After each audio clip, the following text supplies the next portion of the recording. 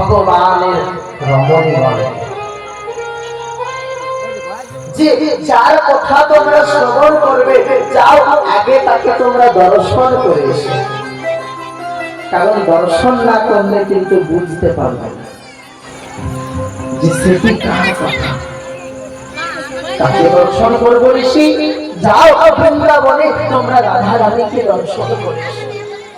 ভগবান নিত্যদিন সেই রাধা রানীর জন্য কাঁদে, তোমরা একবার সেই প্রেমের মূর্তি রাধা রানীকে দর্শন করে এসো।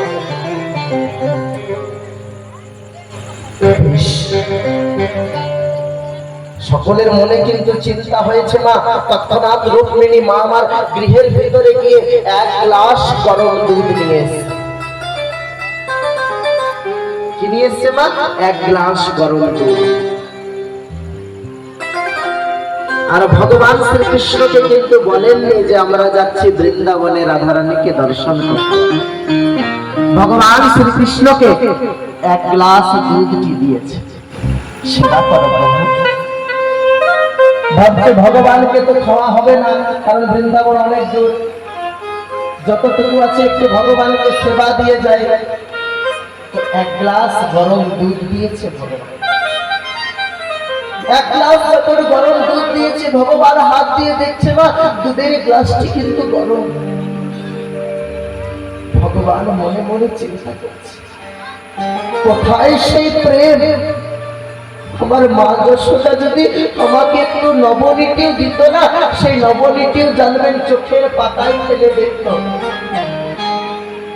সেই নবনীতিও যেন এত নির্মল হয়, তবেই সেই নবনী আমাকে দিত। আমার সখাগণ যদি আমাকে ফল দিত, সে ফলটি তারা একটু করে খেত, তারপরে আমাকে দিত। কোথায় প্রেম আর কোথায় সেবা ভাব। ভগবান মনে মনে চিন্তা করছে, ওগো দ্বারকাবাসী, তোমরা যতই চিন্তা করো, তোমরা সেই ব্রজবাসীর মতো কিন্তু আমায় সেবা করতে কেউ পারবে না। ভগবান শ্রীকৃষ্ণ সেই গরম দুধকে সেবা করলেন। রাধে রাধে,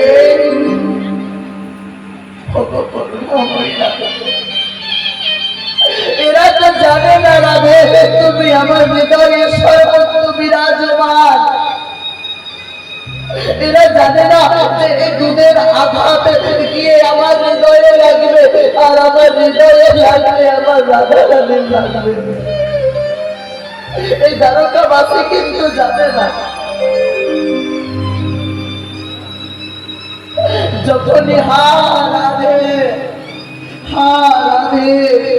রাধে বলে ভগবান সেই গরম দুধকে গ্রহণ করেছে, মা রাধা রানীর সর্ব অঙ্গটি ফোসকায় পরিণত হয়ে গেল।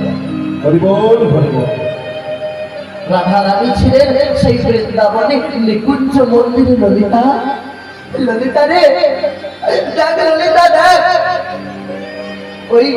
ওই দ্বারকাবাসী তারা কৃষ্ণ সেবা জানে না রে।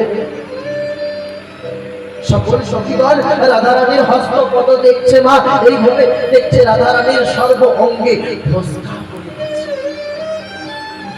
কিসের ফোসকা বাবা? সে গরম দুধের ফোসকা।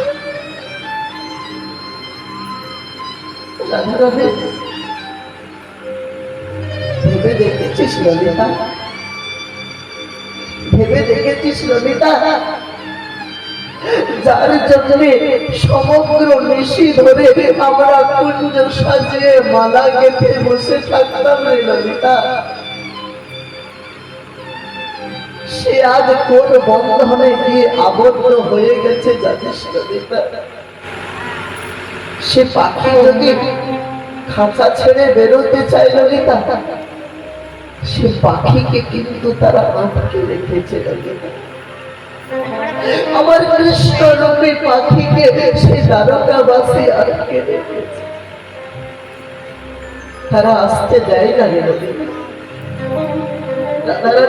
রাধা রানী আজ কাঁদতে কাঁদতে ধুলায় আছাড় খেয়ে পড়লেন। ললিতা রে, ললিতা আমার তো বেঁচে থেকে কৃষ্ণ সেবা ভালো না ললিতা। ললিতা শোন শোন ললিতা শোন। রাধারানী ললিতাকে কাছে টেনেছে। ললিতা, আমি যদি মারা যাই, ললিতা, জানিস কি করবি? জানি